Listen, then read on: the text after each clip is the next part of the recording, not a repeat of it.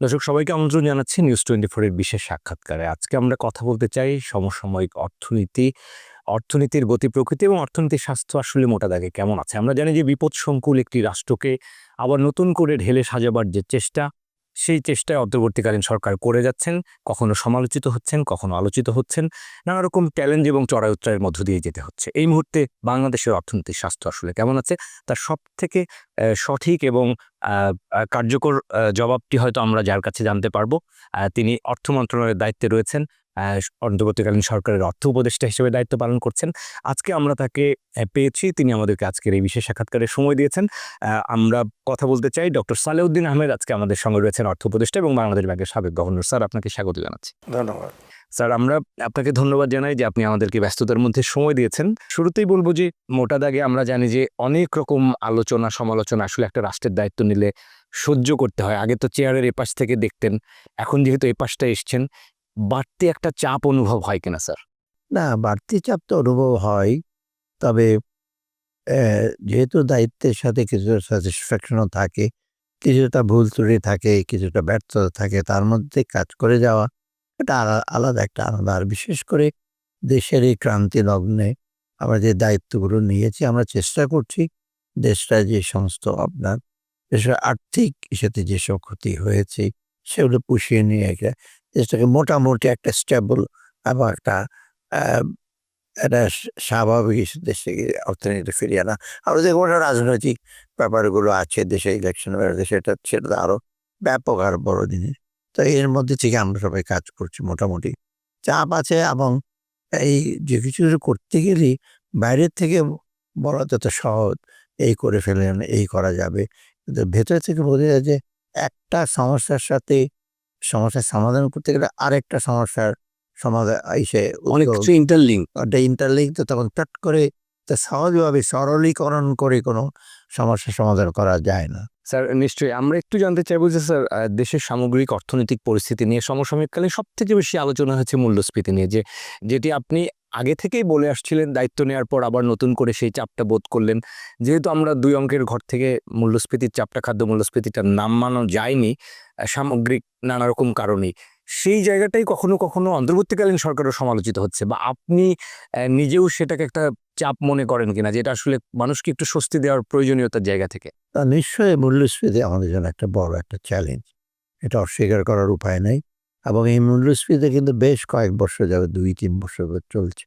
এবং ধারাবাহিকভাবে আমরা এটা কমার দিকে একটু কমার একটু লক্ষ্য যে এখন রিসেন্টলি নন ফুড খাদ্য পরিবর্তে একটু কমেছে, খাদ্যটা একটু কমেছে আগের চেয়ে। কিন্তু এখন আমি বলব না যে একেবারে সন্তোষজনকভাবে কমে গেছে।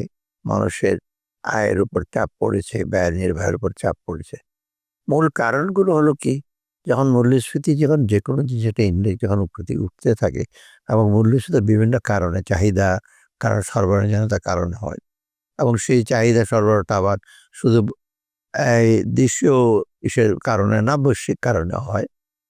অতএব এই ২ টা মিলিয়ে আমরা এই চাপটা অনুভব করছি এবং আমরা আসার পরে কিছুটা আরো বেশি অনুভূত হচ্ছে। কারণ জুলাই, আগস্ট মাসের বিপ্লবের পর অনেক কিছু বন্ধ ছিল বহুদিন। ব্যাংক, ব্যবসা-বাণিজ্য বন্ধ ছিল। এটার একটা ইমপ্যাক্ট পড়ছে ব্যবসার উপরে, বিশেষ করে সরবরাহের ক্ষেত্রে, সাপ্লাইয়ের ক্ষেত্রে। আর ওদিকে মোটামুটি কৃষি এবং অন্যান্য জিনিস মোটামুটি নরমালি ছিল। তো সেই প্রেক্ষিতে আমরা এই যে মূল্যস্ফীতিতে নানা রকম পদক্ষেপ নিয়েছি, যেমন চাহিদা কমাবার জন্য মনিটারি পলিসিটা টাইট করা হয়েছে, পলিসি রেট বাড়ানো হয়েছে। ওটা সাফিসিয়েন্ট না। ওটা কিছুটা টাকা ছাপানো বন্ধ প্লাস হিসেবে কিছুটা কমানো গেছে। কিন্তু সবচেয়ে বড় জন্য চাহিদার দিক, সরবরাহ দিকটা। সরবরাহ চেইনটা অনেকটা ডিসরাপ্টেড। আপনি দেখেন কৃষিখাত ইসেতে মোটামুটি কৃষিতে হঠাৎ করে বন্যা হলো কুমিল্লা, নোয়াখালী সব অঞ্চলে। তারপর আবার ময়মনসিংহে আবার অতিবৃষ্টি হলো। মুন্সিগঞ্জের ওদিকে অতিবৃষ্টি হলো। তখন ভেজিটেবল গুলো খুব ইসে হয়ে গেল। তো লাকিলি আবার এখন মোটামুটি ভেজিটেবল গুলো ইসে আসছে, সাপ্লাই আসছে। কিন্তু এই যে চালের ব্যাপারটা, এই যে বন্যার ফলে যেটা ক্ষতি হয়েছে, আমরা যেটা এখন চেষ্টা করছি যেমনি পারি আমরা বাইরে থেকে চাল আমদানি করছি, বিভিন্ন দেশ থেকে আমরা চাল, ডাল, মসুর এই সমস্ত কিছু আমরা সাপ্লাইটাকে একটু কমাবার চেষ্টা করে চাপটাকে। সাথে ওএমএস আছে, টিসিবির মাধ্যমে আছে। এখন রিসেন্টলি কিছুদিন আগে আমরা ট্রাক সেল করা হলো। এটা আবার ইন্ট্রোডিউস করা হবে রোজার আগে। ট্রাক সেলটা বন্ধ থাকার কারণে একটু মানুষের ট্রাক কষ্টটা সেলটা আমরা এখন বন্ধ করেছিলাম কারণ কি? ট্রাক সেলে বিশেষ করে ভেজিটেবল এবং পেরিশেবল জিনিসগুলো আমরা বেশি দিতাম। লাউ, এই শাক-সবজি এগুলো। এবং এইগুলো মোটামুটি সাশ্রয় হয়েছে। তা আমরা দেখলাম যে মোটামুটি ওদিকটা স্টেবল আছে। আর সেই জন্যে মাঝখানে একটু বন্ধ ছিল। আবার এখন আমার ডিসাইড করছি রোজার আগে যেন কোনো প্রকার এই রোজার সময় তো নয়, রোজার আগে কোনো সাপ্লাই যেন ঘাটতি না হয়। এজন্য আবার ট্রাক সেল ঢাকা, চিটাগাং এবং কয়েকটা বড়, বড় শহরে ডিভিশন শহরে আমরা চালু করব। মেইনলি বেসিক ফুডটা চাল, ডাল, মসুর, সয়াবিন এইগুলো। অতএব এইটাতে করে তো আমি বলব যে মূল্যস্ফীতি যে কমছে তাও না। তবু চাপ আছে। স্যার চাঁদাবাজি কি এখনো একটা কারণ মনে সেইটা করেন? একটা মূল কারণ। চাঁদাবাজি ইন দ্য সেন্স যে আপনার সরবরাহ যে একেবারে খুব কম তা না। এখনো কিন্তু আমাদের বাফার স্টক চাল এবং যে কালকেই ২ টা দেশ থেকে জাহাজ আসছে চট্টগ্রাম বন্দরে। আবার ভিয়েতনাম থেকে আসবে, পাকিস্তান থেকে চাল আসছে। আমরা ইসে করছি মসুর ডাল, গম, ইভেন রাশিয়া থেকে আমরা গমও আনছি। অতএব মোটামুটি সাপ্লাইটা খুবই সেটা। এত চাল দামের বাড়ার কথা না। মোটামুটি ফসল এবার খুব খারাপ হয়নি। তা প্রবলেম হচ্ছে কি আপনার যে একেবারে উৎপাদকের কাছ থেকে যখন একদম ভোক্তাদের কাছে এগুলো অনেকগুলো লোক এখানে ইনভলভ হয়ে যায় এবং সবাই মিডলম্যানরা মধ্যেও এটাতে দেয় তা না। বেশিরভাগই কিন্তু আমরা যেটাকে আমি সাধারণত এক্সটর্শনিস্ট, এটা চাঁদাবাজির মতো। সে মহাস্থানগড়ের থেকে বা মোকাম থেকে নওগাঁর চাল যদি ঢাকা আনতে চান, বগুড়া এসে দেখবেন ট্রাক ট্রাক চালকের কাছ থেকে একটা চাঁদা নেবে। আবার হাটিকুমরুল আসার পরে টাঙ্গাইলের মোড়ে আবার চাঁদা, আবার টঙ্গীর মোড়ে চাঁদা। সর্বশেষ বাদামতলীতে যখন ঘাটেতে যাবে সেখানে চাঁদা। কারণ মাঝে তো ক্লাসিক আপনার ফুটপাতে আপনার ভাগ করা আছে, বিভিন্ন লোক বিভিন্ন চাঁদা দেবে। আর সেটা আবার অনেক সময় এই বিষয়টা ভেজিটেবল সেগুলো সময় সন্ধ্যার পর একটা ট্রাক আসলে সেটা মুখে, মুখে আরেকজনের কাছে বিক্রি হয়ে যায়। আবার রাত ১২টার সময় আরেকজনের কাছে বিক্রি হয়। এটা হলো নট দ্যাট যে কোনো টাকা-পয়সা লেনদেন তা না। ৳৫,০০,০০০ বলল আরেকজন বলল এটা ৳৭,০০,০০০, ৳২,০০,০০০ বেড়ে গেল করে আর চাতালগুলো ছোট, ছোট সেগুলো চেঞ্জ হয়। অতএব চাঁদাবাজি এবং কিছুটা ম্যানিপুলেশন। সিন্ডিকেটটা কি মনে করেন যে একটা সিন্ডিকেটটা ওই সেন্সে যে একবার দল বেঁধে সে করছে তা না। বিভিন্ন জায়গায় পেরিশেবল ইসের জন্য সিন্ডিকেট মানে ওরা একটা গ্রুপ আছে। ওখানে আর কেউ ঢুকতে পারবে না। যেয়ে দেখুন ধান, মরিচ, এই টমেটো যে ডিল করে সেটা অন্য লোকদের চালেরটা আবার আরেকটা গ্রুপ। আবার আপনার অন্যান্য যে কর্পোরেটিভ আবার লেভেল কিছু গ্রুপ তারা আছে? বড়, বড় যারা আনে তারা হয়তো ডিরেক্টলি ইনভলভ না। কারণ আপনি জানেন বড়, বড় পণ্য বিশেষ সয়াবিন, তারপর তেল, ডাল যেগুলো তো বড়, বড় কন্টেইনারে আসতে হবে। ছোট, ছোট চালানে আসে না। সেটা আসে আবার চিটাগাঙে আপনার ডিও দেয় এখন, এসও দেয়, সার্ভিস ডেলিভারি অর্ডার দেয়। সেইগুলো আবার আমার কাছে বিক্রি করে দেয়। অতএব ওইখান থেকে যখন যায় বিভিন্ন কাছে, ওইখানে কিন্তু অনেক ম্যানিপুলেশন হয়। অতএব ওই আনআর্নড ইনকামে কিন্তু এই জিনিসটা বেড়ে গেছে। অতএব এখন আমরা এই গভর্নমেন্ট পলিটিক্যাল গভর্নমেন্টের মতো না বা পুলিশ হিসেবে একদম ডিরেক্টলি কন্ট্রোল সেটা না। সেই সময় পলিটিক্যাল গভর্নমেন্টে তাদের নিজস্ব লোক আছে, কর্মী আছে, লোকাল লেভেলে তারা পলিটিক্যাল এলিমেন্ট আছে। তারা কিছুভাবে কন্ট্রোল করে বাজারে। যাও ওরা হয়তো কিছুটা এক্সট্রা ইনকাম পায়। কিন্তু এখানে তো আমরা সরকারি কর্মচারী তার গিয়ে বাজার মনিটর রিফ্লেক্টরি করতে করে না। ভোক্তা অধিকার সংরক্ষণ আইনের লোকজন যায়, কম্পিটিশনের লোকজন যায়। কিন্তু তারা কয়েকজন। অতএব যেখানে মানুষের ইনভলভমেন্ট, মানুষকে কনভিন্স করার সেই মেকানিজমটা আমাদের কাছে নয়। আর আমরাও খুব কড়া পদক্ষেপ নিচ্ছি না যেন কাউকে ধরে ম্যাজিস্ট্রেট পাঠিয়ে ধরে তার দোকান গাড়া সিল করে দেওয়া, কিছু, কিছু ফাইন প্যানিক করা হয়। তৈরি করা। হ্যাঁ, ওটা করছে না ২ বা এটা সাধারণত অনেক সময় যেকোনো সময় পলিটিক্যালি সে করতে পারে। আর পলিটিক্যাল গভর্নমেন্ট থাকলে একটা সুবিধা হয় কি? ওই যে চাঁদাবাজি যারা করছে তারা কিন্তু বেশিরভাগ বিভিন্ন পলিটিক্যাল পার্টি তৈরি হয়। যারা আগে ছিল তারা কিছুটা তারাও আছে সক্রিয়। তারা হয়তো কিছুটা কম বখরা পায়। এখন নতুন যারা আসছে তারা একটু বেশি পায়। আর প্রত্যেকটা জায়গায় লোকাল কিছু লোকজন আছে তাদেরকে চাঁদা দিতেই হবে। লোকাল মানে কারণ বাজারে যারা থাকে বা ওল্ড টাউনে শ্যামবাজারে যারা আছে লোকাল একজন ঘোরাঘুরি করে তাদেরকেও দিতে। অতএব এই লোকগুলো মিলে কিন্তু একটা মানে অহেতুক কতগুলো মার্জিনাল ইসে করছে। একদিকে যেটা হচ্ছে কি কৃষকরা ক্ষতিগ্রস্ত হচ্ছে, ইভেন আপনার যেখানে ভেজিটেবলগুলো ক্রয় করা হয় সেখানেও তো বড়, বড় ক্রেতারা নিয়ে নিচ্ছে। ফার্মাররা বাধ্য হয়ে পেরিশেবলগুলো তারা বিক্রি করে দিচ্ছে। আর কিন্তু আপনি আমি এসে আবার সেটাকে ৪-৫ গুণ দামে কিনছি। তো ২ দিকেই কিন্তু ক্ষতি হচ্ছে। অতএব এতেই কিন্তু আমাদের মূল্যস্ফীতি বেশি। বিশেষ করে চালের দামটা একেবারে যে কমে গেছে তা না। বিশেষ করে আপনার সরু চালটা একটু বেড়েছে বেশি, ওটা থেকে তেমন আবার কিন্তু মোটা চালটা, মধ্যম চালটাও কিছুটা বেড়েছে। ওইটারই কিন্তু একটা রিফ্লেকশন পড়ে আপনার মূল্যস্ফীতি। স্যার আমরা তো সার্বিক মূল্যস্ফীতির কথা বলছিলেন, কিন্তু মানুষের মধ্যে তো একটা পরিবর্তনের আকাঙ্ক্ষা তৈরি হয়েছে। মানুষ একটু স্বস্তি পেতে চাচ্ছে, যেহেতু ডক্টর ইউনূসের সরকারকে নিয়ে মানুষের অনেক প্রত্যাশা। তো সেই জায়গায় স্যার স্বস্তির জায়গাটা তৈরি করতে গিয়ে আপনাদের হিমশিম খেতে হচ্ছে কোথায় আসলে? বাধাপ্রাপ্ত হচ্ছে কিছুটা তো যে একটা হলো জীবনযাত্রার মানটা, তার লোকজনের যে বাজেটের উপর প্রেশার পড়ছে, ডেফিনিটলি এটা প্রেশার। কারণ এক্সট্রা ইনকাম আ তেমন স্কোপ তো নেই। আর ব্যবসা-বাণিজ্য যে খুব একেবারে বিরাটভাবে ব্যবসা-বাণিজ্য হচ্ছে, বড়, বড় প্রজেক্ট হচ্ছে, কর্মসংস্থানের ব্যাপার সেটা তো একটু অনেকটা কমে গেছে। তো সেখানে একটু ইস্যু হচ্ছে। আর সেকেন্ড হলো আপনার সাথে আপনি দেখবেন আমাদের এই যে জ্বালানির উপর প্রেশার পড়ছে, জ্বালানিটা তবু একটু চেষ্টা করছি আমরা সাশ্রয়ী করতে। তা ঘর ভাড়া বা অন্যান্য যে সেগুলো যে খুব কমেছে তা তো না। অতএব সব মিলে তবু নন ফুড আইটেমের সেটা একটু কম ইনক্রিজটা ফুড আইটেমের বেশি। অতএব এটা ডেফিনিটলি।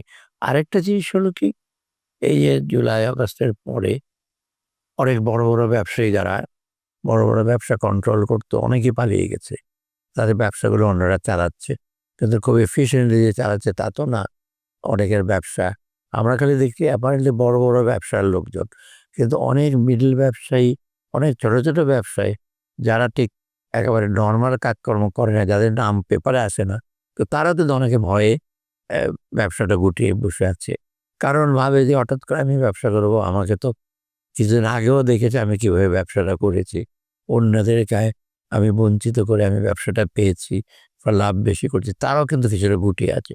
অর্থাৎ সেটা যেটা হচ্ছে কি লোকজনের যে এমপ্লয়মেন্ট কর্মসংস্থানটা মানে ব্যবসা-বাণিজ্য বাড়লেই কিন্তু আয়ের ইস্যুটা বাড়ে, পরিধিটা বাড়ে। সেটা কিন্তু সাশ্রয়ী হয়। ওইখানে তো আমাদের একটা চ্যালেঞ্জ এখন। যেটা আমরা এখন চিন্তা করছি, হয়তো মেগা প্রজেক্ট আমরা বেশি ইস্যু করব না। তো রিসেন্টলি আমরা local employment generation, local infrastructure, bridge এগুলো করা, যাতে চট করে লোকজন হাতে কিছু টাকা পয়সা যায়, সাথে ডেভেলপমেন্ট ওয়ার্কগুলি হয়। ব্যবসায়ীদের দিক থেকে এক ধরনের যে উৎপাদনশীলতার যে স্বাভাবিকতা নেই, সেটা আমরা বিবিএস এর শুমারিতেও গতকালকে হয়তো দেখেছেন। আমরা দেখেছি যে সেবা খাতে আমাদের যেভাবে প্রবৃদ্ধি হয়েছে, উৎপাদনশীল খাতে ইউনিট বেড়েছে কিন্তু আমাদের প্রবৃদ্ধি আসেনি। সেখানে মাত্র ১৫% একটা প্রবৃদ্ধি। এটাকে কেউ অর্থনীতিবিদ বা অনেকেই মনে করেন যে এইটা আসলে অর্থনীতির জন্য সুখকর বা স্বস্তিদায়ক নয়। উৎপাদনশীল খাতের এই ধরনের একটা চিত্র যেটি বিবিএস গতকালকে দিলেন। সেইটাকে স্যার আসলে মানে আপনি কিভাবে ব্যাখ্যা এইটা করবেন? আসলে আমি ব্যাখ্যা করব এভাবে, এটা কিন্তু ঠিক আমাদের বহু অর্থনীতিবিদরা দেখি না নানা রকম কথাবার্তা বলছি। অনেকগুলো কারণ হয়তো লিগেসি প্রবলেম। এই যে বাংলাদেশে যে ইন্ডাস্ট্রি বেশি ডেভেলপ করে নাই। এক সাইডে ভিউ বিগ ইন্ডাস্ট্রি, মিডিয়াম সে ইন্ডাস্ট্রি তো খুব কি যে আমরা যে ইসে করতে পারছি তা তো না। আমাদের ইন্ডাস্ট্রিয়াল বেস কিন্তু অনেক কম। অনেক আগে থেকে সার্ভিস সেক্টরই কিন্তু বড় আমাদের। অতএব এটা কিন্তু আমাদের যে উন্নয়নের আরেকটা আমি মনে করি ভুল ইসে। একটা কান্ট্রি এই দেশের মতো একটা দেশে কিন্তু ছোট, বড়, মাঝারি ইন্ডাস্ট্রিয়াল বেস হবে। কিন্তু আমরা দেখছি বড়, বড় সিমেন্ট ফ্যাক্টরি, বড়, বড় আপনার ফার্টিলাইজার ফ্যাক্টরি, সে বিরাট পাওয়ার কোম্পানি হয়েছে। কিন্তু সাথে স্মল মিডিয়াম এন্টারপ্রাইজ যেগুলো আপনার রিয়াল গুডস অ্যান্ড সার্ভিসের প্রোডাক্ট, যেগুলো আপনার প্রোডাক্ট কনজিউমার প্রোডাক্টস আছে, লোকজন নিত্য প্রয়োজনীয় বাসস্থানের জিনিসপত্র। কিছু ইলেকট্রনিক গুডস তো আপনারা দেখবেন মোটামুটি ভালো। প্লাস্টিক দ্রব্যাদি এগুলো মোটামুটি আমরা দেখছি মোটা ভালো। কিন্তু আরো ব্যাপক অংশ এগুলো হয় নাই। অতএব সেটা এখনো চলছে। এটা একটা কারণ হলো ১ম দিক থেকে এটা চলছে। অথচ ১ম দিকে মানে আমরা আসার আগে মোটামুটি অর্থের কিছুটা সঞ্চয় হচ্ছে। বড়, বড় যারা ইন্ডাস্ট্রি তাদের একাধিক প্রতিষ্ঠান ছিল। তারা ১ টা ২ টা ৩ টা ৪ টা বাদে অনেক কেউ ফুড ইন্ডাস্ট্রিজ, কেউ ম্যানুফ্যাকচারিং, কেউ হয়তো ইসেতে ওষুধ ছিল, সবকিছু মিলে মোটামুটি ওরা চালিয়েছে। অনেকে আবার এখন অনেকে আবার ডিফল্ট হয়েছে। অতএব এই জন্য আমাদের এই প্রোডাকশনে সেটা ইন্ডাস্ট্রিয়াল সেক্টরে, বিজনেস সেক্টরে একটু কম। এইটাই আমাদের আরেকটা বড় চ্যালেঞ্জ, ব্যবসায়ীদের আশ্বস্ত করা। শুধু আশ্বস্ত করলে তো ওরা ব্যবসায়ী যাতে ক্রেডিট, ফাইন্যান্স, যেটা এখন বাজারে মানে ব্যাংকে খুব অর্থের অভাব, লিকুইডিটি প্রবলেম, যে আগের মতো একটা হলো রেট অফ ইন্টারেস্ট বেড়েছে পলিসি রেটের ফলে। সেটা সবচেয়ে বড় কথা না, কিন্তু যদি অর্থ থাকতো অ্যাটলিস্ট হায়ার ইন্টারেস্ট রেটের লোকজন প্রফিট করতে পারতো। সেটা পাচ্ছে না বিকজ অর্থের অভাব। সিলেক্টিভ ওয়েতে কিছু কিছু দেওয়া হচ্ছে। এখন সেটা বড় চ্যালেঞ্জ হলো আমাদের যেমনিও বড় মাঝারি শিল্পতে অর্থ আনবে, সেটা ছোট মাঝারি শিল্পতে রিফাইন্যান্সিং হোক বা স্পেশাল কোনো মেজার যেমন কোভিডের সময় করা হয়েছিল, সেইগুলো হয়তো করলে হয়তো কিছুটা তখন ইন্ডাস্ট্রি জি। স্যার, আমরা ব্যবসায়ীদের একটু উদ্বেগ উৎকণ্ঠা নিয়ে কথা বলতে চাই। তারা অনেক রকম এই উৎপাদনশীলতা, জ্বালানি, অবকাঠামো নিয়ে তারা বারবার বলছেন, অনেক ব্যবসায়ীরাই যে অনেকে এক্সিট পলিসির কথাও গিয়ে বলেছেন বাংলাদেশ ব্যাংকে। আমরা স্যার একটা ছোট্ট বিরতি থেকে শুধু ফিরে আসি। দর্শক, বিশেষ সাক্ষাৎকারে আজকে আমাদের সঙ্গে রয়েছেন ডক্টর সালেউদ্দিন আহমেদ, অর্থ উপদেষ্টা এবং সাবেক গভর্নর বাংলাদেশ ব্যাংক। আমরা অর্থনীতির নানা বিষয় নিয়ে কথা বলছি। একটা বিরতি থেকে ফিরছি, আশা করি আমাদের সঙ্গে থাকবে। দর্শক, বিরতির পর আবারও স্বাগত জানাচ্ছি নিউজ 24 এর বিশেষ সাক্ষাৎকারে। আজকে আমাদের সঙ্গে রয়েছেন অন্তর্বর্তীকালীন সরকারের অর্থ উপদেষ্টা ডক্টর সালেউদ্দিন আহমেদ। আরও একবার স্বাগত জানাচ্ছি আপনাকে। স্যার, আমরা বিরতির আগে যেটি বলছিলাম যে ব্যবসায়ীদের একটা উদ্বেগের জায়গা, যে অনেক ব্যবসায়ী বাংলাদেশ ব্যাংকে হয়তো যাচ্ছেন, কখনো কখনো বলছেন যে তারা এক্সিট পলিসি চান, নতুন করে জ্বালানির দামের একটা চাপ তারা বোধ করছেন, স্বাভাবিক উৎপাদনশীলতা নেই। সেই জায়গাটায় কিভাবে গতি আনা যায় সেটা নিয়ে কি ভাবেন? এইটা ব্যবসায়ীদের একটা উদ্বেগের কারণ ডেফিনেটলি। যেখানে আমি যদি জ্বালানি যদি না দিতে পারি, গ্যাস এবং ইলেকট্রিসিটি যদি না দিতে পারি সময় মতো, তবে হয়তো সেটা হবে না। বিশেষ করে গ্যাসের ব্যাপারে বেশি বলব। কিন্তু গ্যাসের সাপ্লাই আমাদের কম, আমরা যে খুব দিতে পারবো না। অল্টারনেটিভলি ইলেকট্রিসিটি মোটামুটি কিছুটা জেনারেশন ইস্যু কিছুটা হচ্ছে। আমরা অল্টারনেটিভ এনার্জিও আমরা চেষ্টা করছি কিছুটা। এতে হয়তো ব্যবসায়ীদের কিছুটা সাশ্রয় হচ্ছে। এটা একটা জ্বালানির দিক থেকে। দ্বিতীয়ত ব্যবসায়ীরা চাচ্ছে, অনেকগুলো ব্যবসা কিন্তু বিভিন্ন কারণে আপনার ইসে হয়েছে, ডিফল্ট হয়েছে, মানে শোধ দিতে পারছে না, বা হয়তো আউটস্ট্যান্ডিং অ্যামাউন্টটা না দিতে পারলে তখন সেকেন্ড টাইম লোন আনবে, সেটা পারছে না।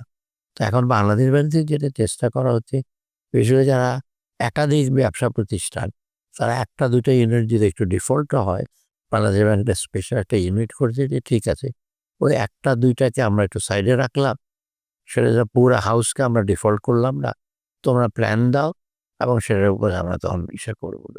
সো এইখানে আমাদের অর্থের চ্যালেঞ্জটা একটু বেশি। আমরা চেষ্টা করছি যে বিভিন্ন প্রাইভেট ব্যাংকগুলো, ন্যাশনাল ব্যাংকগুলো আছে অর্থ, কিন্তু প্রাইভেট ব্যাংকগুলো বিশেষ করে ইসলামী ব্যাংকটা নষ্ট হওয়াতে একটু বেশি লোক বিপদে পড়বে, কারণ এটা বিগেস্ট সোর্স অফ ইসের ছিল যে কোনো। তো অন্যগুলি মোটামুটি এখন কিছুটা চেষ্টা করছে প্রাইভেট ব্যাংকগুলো, ব্র্যাক ব্যাংক, ইবিএল, এরা তা আসছে। তবে এটা ঠিক যে তাদের ওই প্রথমত অনেকেই ডিফল্টের ভয় আছে, কারণ ব্যবসা না চালাতে পারছে তো পারলে তো সে শোধ দিতে পারবে না। সেজন্য অনেকে এখন বলছে যে আমি মনে হয় ব্যবসা ছেড়েই দেবো, কারণ ডিফল্ট হচ্ছে, আমি একদম ক্লোজ করে দিলেন, অ্যাটলিস্ট আমার নিজের ক্যাপিটালটা বা নিজের প্ল্যানটা আপাতত রক্ষা পাবে। হ্যাঁ, তাদেরকেও আমরা বলছি এখন যে ইয়ে করেন, আমরা ডিফল্ট সেটা রেজলিউশনের চেষ্টা করছি, আর লিকুইডিটিটা বাড়াবার জন্য চেষ্টা। হাতে সাথে একটা জিনিস অবশ্য আমরা এনবিআরকে আমরা নেক্সট ট্যাক্স পলিসিটা আরেকটু সহনীয় করব, যাতে বিশেষ করে ভ্যাটের ব্যাপারে অনেক কথাবার্তা হচ্ছে যে ভ্যাট আমরা তো ভ্যাট যেটা আমরা দিয়েছি সেটা কিছু কিছু জায়গায় একটু লোকের কষ্ট, কিন্তু সবগুলো না। স্যার, ভ্যাট নিয়ে আমার একটা সুনির্দিষ্ট প্রশ্ন ছিল যে আপনাকেও এটা নিয়ে অনেক সমালোচনার মধ্যে পড়তে হয়েছে, অনেক মন্তব্য করতে গিয়ে, যে এইরকম একটা উচ্চ মূল্যস্ফীতির সময় ভ্যাট আরোপ করা। আবার যেহেতু সরকার কিছু কিছু ক্ষেত্রে ছাড়ও দিয়েছেন পরে, এটা কি এটা তার মানে? করার কারণ ছিল আমাদের আমাদের এখন থেকে তো বাজেটে, রিভাইজ বাজেট এটা আমি চিন্তা করছি। আমাদের ট্যাক্স ইসে জিডিপির এসে লোয়েস্ট, কারণ বারে বারে সবাই বলছে, ইভেন ডোনার বলছে তোমার এত অল্প অর্থ দিয়ে কি করে তোমরা প্রশাসনের ব্যয় চালাবে, যেটা 100 অলমোস্ট 90% আমাদের রাজস্ব আয়ের ইসে। আবার ওদিকে এডিপি কিভাবে করবে, ধার দিয়ে তো বেশি দিন করা যাবে না। ওরা বলছে তোমার ইনকাম বাড়ো, ইনকাম বাড়ার উপর তো ট্যাক্স। এবং একটা উপায় হলো আমাদের সার্বিকভাবে আমাদের ট্যাক্স জিডিপির 7.8%, ডিরেক্ট ট্যাক্স যেহেতু কম। ডিরেক্ট কম, ভ্যাটের উপর আমার ডিপেন্ড করি। ভ্যাট তাহলে অপেক্ষাকৃতভাবে সহজ আদায় করা যায়, ট্যাক্স আদায় করতে হলে নানা রকম। সেখানে আবার আমাদের এনবিআর অফিসিয়ালদের অনেক রকম অভিযোগ, তাদের ব্যাপারে অভিযোগ আছে। তা অনেক রকম হ্যারাসমেন্টে করে। সেটা ভ্যাটটা বাস দোকান থেকে নিয়ে চলে আসে এটা। তা আমরা চেষ্টা করি সেজন্য আমি রিসেন্টলি এটা করেছি যে ওভারঅল এর আগে যেটা করেছি কতগুলো এসআরও বাদ দিয়ে দিয়েছি। এসআরও কতগুলো ছিল আননেসেসারি কতগুলো সুবিধা, বাড়তি সুবিধা। মানে ট্যাক্স এক্সপেন্ডিচারটা আমি কমাতে চেষ্টা করছি। কালেকশন এক্সপেন্ডিচার বা ট্যাক্সের ব্যাপারে ভর্তুকি। তারপরে ভ্যাট যেটা আছে ২.৫%, ৫, ৭.৫। পৃথিবীর কোনো দেশে কিন্তু এত টাইপের ভ্যাট হয় না। আমি চাচ্ছিলাম ইউনিফর্ম করতে। সেই জন্যে ১০ জায়গায় ১৫ করেছি, যেটা ৭ আছে এটাকে ১০-এর করেছি। কাছাকাছি নিতে। হয়তোবা এটা একটু হেস্টি হয়ে গেছে যে ১৫, যেটা আরো ২-১ স্যার সময় এটা করে। নিয়ে বলে যে অনেকেই বলেন যে উৎপাদন থেকে বিক্রি পর্যন্ত ভ্যাট আসলে ১০% বেশি হওয়া উচিত নয়। না, এটা ঠিক। বাংলাদেশে বাংলাদেশের কনটেক্সটে যেহেতু আমরা দিয়ে অভ্যস্ত লো ট্যাক্স, সেটা লোকজনের ধারণা দেয় পৃথিবী বলে ইন্ডিয়াতে ১৭-১৮% মতো ভ্যাট আছে, ১২-১৩ আছে, অ্যাভারেজ ১৪-১৫ পৃথিবীর সব দেশই, অন্য দেশে আরো বেশি আছে ভ্যাট। অতএব এই রিফর্মটা ১৫ হয়তো ১৫ আমরা করি নাই, এটা এখনো ১৫ না, ১০-১২।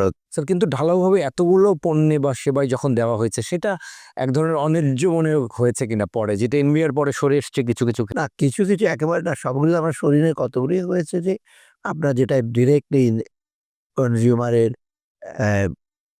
বাজেটের আঘাত করে। যেমন আপনার ওষুধের ব্যাপারে আমরা কমিয়ে দিয়েছি, তারপর ইন্টারনেট রেস্তোরাঁটা কমিয়ে রেস্টুরেন্টটা দেওয়া কমিয়ে আছে। দিয়েছি।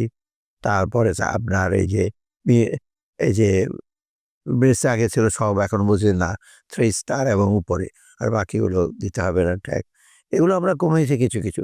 তো কিছু কিছু এখনো আছে, যেমন মিষ্টির দোকানে। মিষ্টির দোকানেও কমে নেই, কারণ মিষ্টি যদি যেই দামে বিক্রি হয় সেখানে যদি ২০-২৫ টাকা বেশি দেয়, এটা আহামরি একটা কিছু না, যেটা ভ্যাট আকারে দিতে হবে। মিষ্টির দোকানরা বলছে আমাদের প্রফিট কমে। প্রফিট যে কমেছে তা মনে হয় না। মিষ্টির দোকানের প্রফিট কিন্তু রিলেটিভ বাংলাদেশে ইজ কোয়াইট হাই। আপনি পার্শ্ববর্তী দেশে যান, যদি আপনি কলকাতায় যান মিষ্টির দাম এত না, ইভেন যদি কনভার্টও করেন। অতএব আমাদের একটা টেন্ডেন্সি হলো ব্যবসায়ীরা খুব দ্রুত লাভ করে দ্রুত তারা বড় হতে চায়, যেটা পৃথিবীর কোনো দেশে হয় না। ২৫, ৩০, ৪০ বছর লাগে। আমাদের ৫-১০ বছরে তোমার ফুলে ফেঁপে উঠে। অতএব তবে এটা ঠিক যে আমরা যে এখন রিভাইজ ইস্যুটা করবো, ভ্যাটটা আমরা দেখবো যে ভ্যাটের উপরে যেন রিলেটিভলি কম আমরা ডিপেন্ড করি। আমরা করবো ডাইরেক্ট ট্যাক্সের উপরে আরকি। স্যার কোথাও কি মনে করছেন যে রাষ্ট্র পরিচালনা করতে গিয়ে যেহেতু মানুষের প্রত্যাশাই সরকারের কাছে বেশি, যে আমলাতান্ত্রিক বলয় একটা বাধা হয়ে দাঁড়াচ্ছে এখনো, বা সেটা থেকে বের হতে পারছে সরকার? কিছুটা যে আমরা তার থেকে সে নাই সেটা না। কারণ হয় কি, বা সরকারের কিন্তু একটা বিরাটটা ইসের মতো। এটা হয় কি, আমি বলি যে যেকোনো সরকারের কিন্তু কতগুলো একটার সাথে একটা জড়িত, এবং চট করে রুলস রেগুলেশন চেঞ্জও করা যায় না। আমরা আসছি পুরনো প্রতিষ্ঠান, পুরনো নিয়ম কানুন সব আছি। তা আমরা চেষ্টা করেছি এর মধ্যে থেকে যত দ্রুত ডিসিশন না হলে। তো তবুও এর মধ্যে কিছু যে জড়তা, কিছু ইনার্শিয়া আছে। আর সবচেয়ে বেশি হলো কি, এই একটা সরকারি অফিসার বা আরেকটা সরকারি অফিসের সাথে যে ইন্টারাকশন, সেটা আগেও খুব ভালো ছিল না। বাংলাদেশে এটা একটা ক্লাসিক প্রবলেম। সমন্বয়হীনতা থাকে। একজন একটা কাজ করবে বলে, এবার আরেকজন এটার সাথে ইসে করে না আরকি।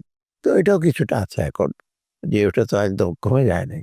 আর হয়েছে কি, আমাদের এটা একটা প্রকট হয়েছে, কারণ আমরা ডেলিভারি আমরা তাড়াতাড়ি করতে চাচ্ছি। যদি পলিটিক্যাল গভর্নমেন্ট ১-১.৫ বৎসর তো ধীরে সুস্থে দেখতে হবে। তো আমরা তো এই ব্যাংকিং রিফর্ম, ব্যাংকগুলো তাড়াতাড়ি ঠিক করে হার্ডলি ৬ মাসে তো এখনো লোকজন বলে ব্যাংকগুলো ঠিক হলো না কেন? এনবিআর কেন ট্যাক্স কমানো গেল না? এনবিআর কেন কারাপশন দূর করলো না? পোর্ট কেন ক্লিয়ার হলো না? পোর্টেও তো আজকে কালকে অকশন-টকশন করে গাড়ি-টাড়ি বিক্রি করে ক্লিয়ার করা হলো। তো এগুলি অন্য সময় একটু সময় নিয়ে করা যেত। কিন্তু লোকদের ইসেটা হলো এক্সপেকটেশন তাড়াতাড়ি। এবং এটা আমরা ওই তাড়াতাড়ি করার জন্য সবসময় আমরা পারছি না। সেটাও আমাদের কিছুটা ইসের কারণ। কিছুটা চিন্তার ব্যাপার যে পারছি না। কিন্তু বেশি তাড়াহুড়া করতে গেলে কিন্তু ওটা আবার খুব সাস্টেইনেবল হয় না। প্যাচ-আপ করে আপনারা দেখবেন আমরা কিন্তু কোনো খুব বেআইনিভাবে কোনো কিছু করছিও না। আইনের বাইরে গিয়ে ডিসক্রিশন করে আমরা করছি না। বেশিরভাগ সবগুলোই আইনের ভেতরেই। ব্যাংক রেজুলেশন হচ্ছে, এনবিআর রিফর্ম করছি। তারপর ইভেন আমরা যে ট্যাক্স ভ্যাট-ট্যাট এগুলো নিয়ে আলাপ করছি, এগুলো আবার কমিয়েছি। তো মোটামুটি আইনের ভেতরেই আমরা করছি। এইজন্য হয়তো কিছুটা আমাদের এখানে কিছুটা সীমাবদ্ধতা আছে। বা বাধার মুখে পড়তে হয়েছে। স্যার, আমরা আপনার কাছ থেকে বিশেষ করে বাজেট নিয়ে আমরা আগের সরকার অনেক ভেলকি দেখানোর চেষ্টা করেছেন। এবার যেহেতু বাজেট আসছে সামনে, সেটা নিয়ে আপনার কাছে একটু শুনতে চাইবো যে বাজেটে এবার সুনির্দিষ্ট কি ধরনের পরিবর্তন থাকবে। আর একটা ছোট্ট বিরতি থেকে ফিরে আসি। আসলে আমাদের সঙ্গে অন্তর্বর্তীকালীন সরকার অর্থ উপদেষ্টা ডক্টর সালেউদ্দিন আহমেদ রয়েছেন। আমরা কথা বলছি সমসাময়িক অর্থনীতির নানা চ্যালেঞ্জ নিয়ে, সংকট সম্ভাবনা নিয়ে। আমরা আরো কথা বলবো আরেকটা ছোট্ট বিরতির পর। আমাদের সঙ্গে থাকুন। বিরতির পর আরো একবার স্বাগত। বিশেষ সাক্ষাৎকারে আজকে আমাদের সঙ্গে রয়েছেন অন্তর্বর্তীকালীন সরকারের অর্থ উপদেষ্টা এবং বাংলাদেশ ব্যাংকের সাবেক governor doctor Salehuddin Ahmed. Sir, আরো একবার স্বাগত জানাচ্ছি আপনাকে। স্যার, আমরা একেবারে শেষ পর্যায়ে রয়েছি। আমরা একটু বাজেটের বিষয়টা নিয়ে, বাজেট ভাবনার কথা একটু জানতে চাই। যেহেতু আপনি অনেকগুলো বাজেট দেখে এসছেন, সেগুলো নিয়ে আমাদেরকে অনেক সময় সংবাদকর্মী হিসেবে প্রতিক্রিয়া জানাতেন। এবারের বাজেট যেহেতু একটা ভিন্ন পরিস্থিতি, সেখানে আসলে উদ্ভাবনীমূলক কি চিন্তা থাকবে? প্রথমত বাজেটটা যেটা আমরা করতে চাচ্ছি, বাজেটটা ১ বছরের জন্য আমরা করব। যতদিন থাকি সেটা অন্য জিনিস। কারণ অনেকে বলছে যে জুলাই মাসে করব, ১ বছরের জন্য কেন? ৬ মাসের বাজেট হয় না। কারণ ৬ মাস করলে তো হ্যাঙ্গিং থাকবে। তাই ১ বছরের জন্য করব, পরবর্তী সরকার এসে যেটা বাজেটটা আমরা মোটামুটি প্র্যাগমেটিক রাখবো। খুব হাই একেবারে অ্যাম্বিশিয়াস সে করব না। কোনো বিরাট, বিরাট মেগা প্রজেক্ট এগুলোর মধ্যে আমরা যাব না। বিশেষ করে এডিবিটা আমরা একটু রোড করব একটু। আর একটু সাইজ ছোট করব। আর প্রশাসনিক ব্যয়গুলো মোটামুটি আমরা কৃচ্ছ্রতা সাধন এখনো করছি। নতুন গাড়ি কেনা, বাইরে যাওয়া, এন্টারটেনমেন্ট, আপনি দেখেন অনেক কিছু সরকারি খরচে অনেক কিছু অনুষ্ঠান-টনুষ্ঠান সব কিন্তু আমরা করি। তো ওইখানে কিছু কৃচ্ছ্রতা সাধন করব। আমরা ট্যাক্স বাড়িয়ে আমরা সেখানে চেষ্টা করব যে মানুষের যে করের বোঝাটা যেন না আসে না, যে ভ্যাটটা যদি সে কমিয়ে অ্যাটলিস্ট ট্যাক্স নেটটা যদি আমরা বাড়াতে পারি, ইনকাম ট্যাক্স নেটটা, তার বিস্তারটা। কারণ অলরেডি ১২ লক্ষ লোক ট্যাক্স রিটার্ন দিয়েছে। কিন্তু ওখান থেকে বেশি ট্যাক্স উঠবে বলে না, কারণ বেশিরভাগ পার্সোনাল ইনকাম ট্যাক্স। আমাদের কোম্পানি ট্যাক্সে বেশি টাকা উঠবে।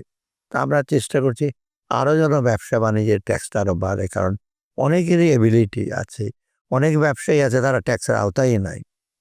অনেক ছোট, ছোট দোকান আছে।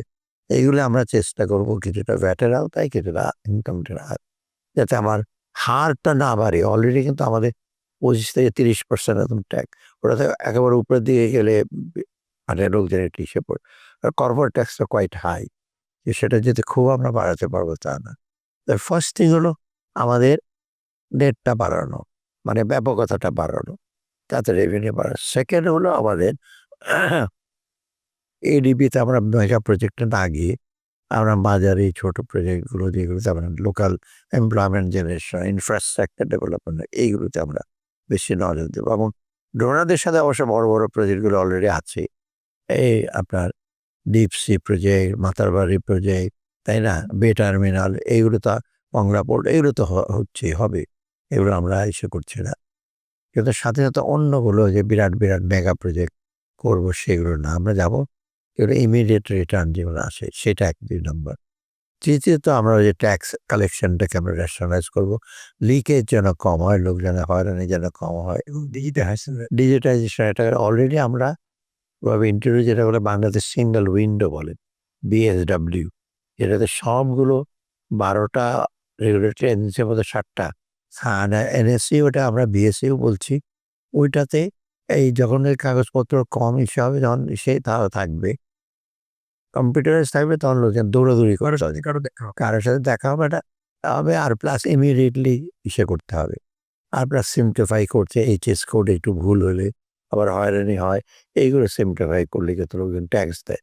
অর্থাৎ এইদিকে NBR সেটা বা করাপশনটা কমানো, এইসব করলে কিন্তু আমাদের বাড়বে। আর কিন্তু আমরা সোশ্যাল সেক্টরে কিন্তু আমরা কোনো কমাবার কোনো প্ল্যান নাই। হেলথ, সামাজিক নিরাপত্তা, শুধু সামাজিক নিরাপত্তা, সোশ্যাল সিকিউরিটি না, হেলথ, এডুকেশন, IT, এই সেক্টরগুলোতে আমরা বেশি জোর দেবো। কারণ এইগুলোর জন্যই কিন্তু আমাদের বেশি। তবে একটা প্রবলেম হচ্ছে হেলথে কিন্তু মোটামুটি অ্যালোকেশন আছে, কিন্তু সেটা ভালো করে ইউটিলাইজ করা হয় না। ওখানে অনেক করাপশন হয়। এডুকেশনে একই অবস্থা। এডুকেশনে আমরা বহু টাকা দিচ্ছি, MPOভুক্ত। এখন তো আবার নতুন, নতুন MPOভুক্ত হয়ে যাচ্ছে। ইফতেজা মাদ্রাসা আউটকাম কি সাহায্য করছি না, ওই কোয়ালিটিটা এখন হলো চ্যালেঞ্জটা হলো কোয়ালিটিটা এনশিওর করা।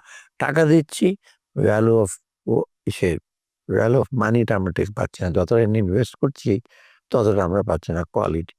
এইটাকে আমরা করবো। সেটা মনিটরিংটা এসে করা, প্রত্যেকটা প্রজেক্টে আপনার এসে করা, সেটাতে বাজেটের বেশি। আর বাজেটের আরেকটা জিনিস হলো রেডিনেস। প্রজেক্টটা আসতে অনেক, আসার পরে পিডি, আগে পিডি আবার ঘন ঘন চেঞ্জ হয়। এটাতে কিন্তু কষ্ট বাড়ে না, 4 বছরের প্রজেক্ট 6 বছর 7 বছর হয়ে যায়। ওটাকে আমরা রিডিউস করি। স্যার শেষ করব শুধু একটা মন্তব্য নিয়ে যে স্যার ব্যবসায়ীদের দিক থেকে আমরা দেখেছি বা বিভিন্ন সময় এখন বিভিন্ন সভা সেমিনারেও বলা হচ্ছে যে বিনিয়োগ যেহেতু একটা শ্লথ গতি চলছে আমাদের সামগ্রিক, আমাদের সরকারের একটা সমালোচনা তারা তীব্রভাবেই করেন বা ব্যর্থতার কথাও কখনো কখনো বলেন, যেহেতু আপনি এখন সরকারে রয়েছেন, যে সরকার আসলে আইন শৃঙ্খলা পরিস্থিতির উন্নয়ন যথাযথভাবে করতে পারেননি, মূল্যস্ফীতি নিয়ন্ত্রণ করতে পারেননি এবং ব্যবসার যে পরিবেশ এবং আস্থা সেটি নিশ্চিত করতে পারেননি, জ্বালানি নিশ্চিত করতে পারেননি। এই ব্যর্থতাগুলোর কথা বলছেন, সেটাকে কিভাবে ব্যাখ্যা এইটা করবেন স্যার? বাইরে অ্যাপারেন্টলি আপনারা যারা হয় কি লোকজন একটু, কারণ আগে কিন্তু সমস্ত ফ্যাক্ট ফিগার গুলো কেউ যুক্তি জানতো না। একটা ন্যারেটিভ ছিল আমরা খুবই ভালো করছি। এই ন্যারেটিভটা ম্যানিপুলেট করে ডাটা দেখানো হতো। ডাটা আর লোকের ডিসক্রিপশন, রিজার্ভ বাংলাদেশ ব্যাংকের অনেক আছে, তো রিজার্ভ তো একেবারেই ছিল না। অতএব টাকার মূল্য অনেক বেশি, 82 টাকা রেখেছি ইচ্ছা করে জোর করে। তো এইগুলো তো কতগুলি ফলস ইসে লোকজনের ছিল। কারণ ওখান থেকে যখন রিয়ালিটিতে যখন চলে আসলো লোকজন বাস্তবে, তখন তাদের হঠাৎ করে স্বপ্নভঙ্গ হলো, আরে এটা তো আসলে কিছু না। এবং ওখান থেকে বেরিয়ে আসতে আমাদের সময় লাগবে। এরা আসছে চট করে বেরিয়ে আসবো, 82 টাকা 120 টাকা হয়ে গেল, এখান থেকে আমি চট করে আবার 80 টাকা তো ফিরে যেতে পারবো না। অতএব এই জিনিসগুলো তো রেমিডিস ভালো হয়েছে, এক্সপোর্টও খারাপ হয়নি। তবে আমরা যেটা ইনহেরিট করেছি যত খারাপ অবস্থায়, মোটামুটি কিন্তু একটা অবস্থাটা একটু বেটার। বিশেষ করে স্টেবিলিটিটা এসছে। মানে হয়তো ব্যবসায়ীরা বলছে যে আরো বেটার হওয়া দরকার, সেটা উই এগ্রি। কিন্তু আমরা এই অ্যাকশনগুলো না নিলে কিন্তু আরো ওয়ার্স হতো। ইকোনমিকে রাখাই যেত না, যেরকম অবস্থা হয়েছিল। তারপর ওইদিকে আবার ল অ্যান্ড অর্ডার সিচুয়েশন একটু প্রবলেম ছিল। যেহেতু আইন শৃঙ্খলা বাহিনীর স্যার মধ্যে এটা কি একটা একটু একটু উন্নতি তো এখন একটু হচ্ছে? কিছুটা আপনারা জি। দেখবেন উন্নতি হচ্ছে কিছুটা। এখন তো আগেকার মতো তো বিভিন্ন এজেন্সির মাধ্যমে একে ধরো, ওকে ধরো, অনেক আইন শৃঙ্খলা ইসে কন্ট্রোল করা যায় কিন্তু। আপনি তো বহু এজেন্সি আছে সরকারের, ওকে বলো যে ধরে নিয়ে করে রেখে দাও কয়েকদিন 4-5 দিন। তো এইগুলো তো করা হচ্ছে না কাউকে। অতএব লোকজন সমালোচনা করছে, লোকজন আবার এর মধ্যে আবার যারা একটু ইসের লোক তারা হয়তো একটা ম্যানিপুলেট করছে, সুযোগটা নিচ্ছে। অতএব এটা আমরা স্বীকার করে তো কিছুটা ইসে হচ্ছে। তবে আমরা একেবারে ইলেকশন করার আগে ড্রাস্টিক্যালি একেবারে ল অ্যান্ড অর্ডারের পুরা সেটআপ চেঞ্জ করে দেব, পুলিশ প্রশাসন পুরা চেঞ্জ করে মানে দেব। এত স্বল্প এটা সময়ে এটা আসলে সম্ভবও নয়। সম্ভব হবে না। অতএব আমরা চাচ্ছি যে স্ট্যাটাস কো থেকে লোকজনের কিছুটা আইন শৃঙ্খলার মধ্যে রেখে কিন্তু আমরা তাড়াতাড়ি হস্তান্তর করি। স্যার এরকম কি যে নির্বাচনকালীন সরকার বা নির্বাচিত সরকার থাকলে একটু বিনিয়োগটা চাঙ্গা হবে, বা গতকালকে সিপিডির অনুষ্ঠানেও এই ধরনের কিছু কথা এসছে যে সেটা হলে কি আমাদের আরেকটু চাঙ্গা হয় বিনিয়োগ পরিবেশ? এখন কি তারা আমাদের তো বিনিয়োগ অনেক কিছুই বলে, নির্বাচনকালীন সরকার তো 15 বছর ছিল। চাঙ্গা তো হয়েছে। তো এটা সো কল্ড চাঙ্গা, দ্যাট ওয়াজ নট সাস্টেইনেবল। হ্যাঁ, আসছে এফডিআই। এফডিআই এসে আবার কোথায় চলে গেছে? আপনার এক্সপোর্ট আর্নিং আসছে, এক্সপোর্টের টাকা কোথায় চলে গেছে? ব্যাংকের ডিপোজিট বেড়েছে, বেগুনের টাকা কোথায় চলে গেছে? ওইরকম অবস্থা তারা ফিরে দিচ্ছে না। তাদের একটু বোঝা উচিত যে, যেরকম সাথে তারা কম্পেয়ার করছে অ্যাপেল অ্যান্ড অরেঞ্জের সাথে বা রটেন অ্যাপেলের সাথে। এখন ওগুলো তো সব একটা কত ন্যারেটিভ, সেটা আর্টিফিশিয়ালি বিফ আপ করে দেখানো হয়েছে লোকজনকে।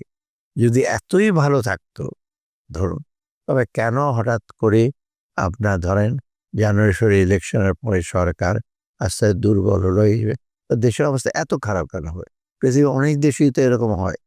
আমরা, আপনি ইভেন দেন ইরাক সিরিয়াতে এত বড় যুদ্ধের পরও তো একেবারে ধ্বংস হয়ে যায়নি, কারণ ওদের বেসিক কোয়ালিটি মিনারেল রিসোর্স আছে, এই আছে দেখে ওরা বেঁচে আছে। ইরাক ইরান একই অবস্থা তো। কিন্তু আমাদের ভাবখানা যে আগে খুব ভালো ছিল, আর এখন খারাপ হয়ে যেত, উঠাতে পারছেন না। আগে যে খুব ভালো ছিল এটা একটা মিস ইসে। সেকেন্ড হলো, হ্যাঁ ছিল পকেটস অফ ডেভেলপমেন্ট। এই পকেটস গুলো আছে, এখনো আছে পকেট। গুলশান বনানী গেলে তো আপনি টের পাবেন দারিদ্র বা কিরকম কিছু। কোনো ওদের কোনো চিন্তাই তো নাই যে দ্রব্যমূল্য বৃদ্ধি, চালের দাম, মিনিকেটের দাম 80 টাকা, ওরা 90 টাকা, ডাজেন্ট ম্যাটার। G sir. যত স্যার সবাই স্যার আর্থিক খাতে রিফর্মটাকে অনেক প্রশংসাও করছেন যে আমাদের সবথেকে বড় সাফল্যের জায়গায় আর্থিক খাতে রিফর্ম।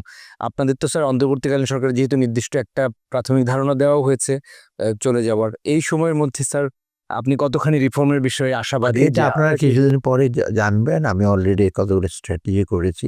প্রথমত ব্যাংকিং সেক্টরটা ঠিক করা, ব্যাংকে করে গভর্নেন্স গুলো ইমপ্রুভ করা, ব্যাংকের লিকুইডিটি প্রবলেম, ডিফল্টেশনের রেজলিউশন, মানে খারাপ যে কোয়ালিটি আছে ওগুলোকেও এক সাইডে রেখে ভালোগুলোকে ইসে করে, এটা আমাদের মেইন এনভিআরটা রিফর্ম করা, ডিজিটালাইজেশন করা, তারপর ট্রেড ফাইন্যান্সিং, ট্রেডের সেগুলো করা, তারপরে এদিকে পেট্রোলিয়াম, জ্বালানিটা সবচেয়ে বড় আমাদের বিরাট ড্রেন, ওটাকে কিভাবে আমরা কিছুটা সাশ্রয়ী করতে পারি, মানে জ্বালানিটা সেটা করা। আর তারপরে আপনার মানুষের যে কর্মসংস্থানটা বাড়ানো, বিশেষ করে স্মল মিডিয়াম কর্মসংস্থান বাড়ানো, সেগুলো কতগুলো মেজর আর্থিক রিফর্ম আমরা করবো।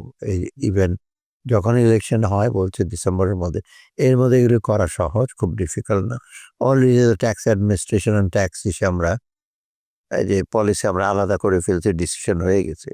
এখন আমরা শুধু কিভাবে রিফর্মেট করবো, এনবিআরকে আলাদা করবো, সেটা কিন্তু একটা সময়ের ব্যাপার, বাট ডিসিশন আমরা অলরেডি নিয়ে নিই। অডিট লটাকে আমরা চেঞ্জ করবো, সিএজি অডিটের অনেকগুলো করবো, আর সেটা অলরেডি ড্রাফট হয়ে গেছে, আমরা করবো। এই জিনিসগুলো আমরা করে ফেলবো। স্যার, আমরা শেষ করছি। সামগ্রিক অর্থনৈতিক পরিস্থিতি নিয়ে বা পরিবেশ নিয়ে বা রাজনৈতিক বা দেশের সামগ্রিক পরিবেশ নিয়ে আপনি স্যার কতখানি আশাবাদী এই মুহূর্তে স্যার? আমি মনে করি আমরা হঠাৎ করে অগাস্ট আসার পর ভেবে একটা বিরাট একটা সমস্যার সম্মুখীন, এবং একটা বিশাল সেই চ্যালেঞ্জ নিয়ে আসছে, এবং লোকজন সেটা অনেকগুলো চ্যালেঞ্জগুলো বাইরে বুঝতে পারতো না।